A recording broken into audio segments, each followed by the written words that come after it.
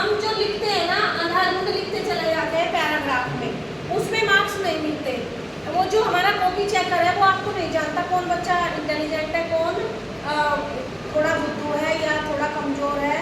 वो राइटिंग देख के भी नंबर दे देते हैं। लेकिन आपने अगर क्वेश्चन को लिखने का तरीका, आंसर लिखने का तरीका सीख लिया तो पूरे नंबर मिलेंगे, चाहे आपकी राइटिंग कैसी भी है।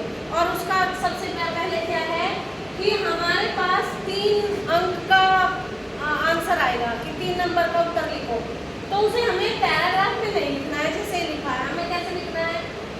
इसमें एक प्रश्न है, मीठी वाणी बोलने से औरों को सुख और अपने तन को शीतलता कैसे प्राप्त होती है। तो उन्होंने लिखा मीठी वाणी बोलने से औरों को सुख और अपने तन को शीतलता प्राप्त होती है, क्योंकि यहाँ से नंबर 1 बनाओ, यहाँ तक लिखकर, क्योंकि फिर नीचे लाइन पे आओ और नंबर 1 लिखो पॉइंट। मीठी वाणी बोलने से मन का अहंकार समाप्त हो जाता है, एक पॉइंट हो गया।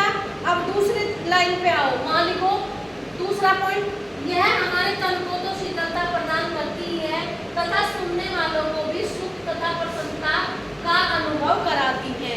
ये लिख लिया दूसरा पॉइंट। अब तीसरा पॉइंट यहाँ से लिखो, इसलिए सदा दूसरों को सुख पहुँचाने वाली व अन्य को भी शीतलता प्रदान करने वाली मीठी वाणी बोलनी चाहिए। अगर आप इसको पैराग्राफ में लिखेंगे तो वो आपको 2 नंबर दे देगा, 2.5 दे देगा। अगर आपने पॉइंट में लिखे हैं तो अंक की स्प्लिटिंग होती है, तो वो एक पे 1 नंबर देगा। एक पॉइंट ये लिखा आपने तो यहाँ 1 मिलेगा।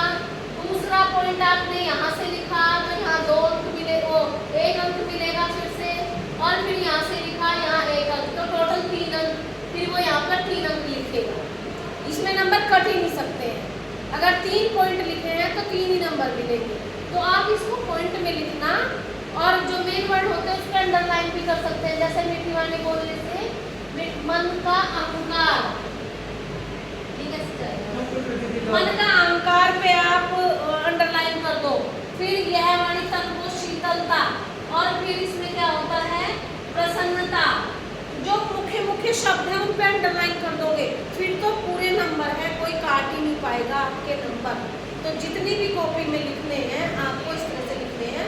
मैं आपको बिल्कुल जैसे बोर्ड में कॉपी चेक होती है ऐसे नहीं लिखने। अगर आपने ऐसे लिखा तो वो यहाँ 1 2 लिख के छोड़ देगा, यहाँ 2 लिख देंगे। लेकिन अगर आपने पॉइंट में लिखा है या हेडिंग बना के लिखा है तो पूरे 3 नंबर मिलेंगे, ठीक है।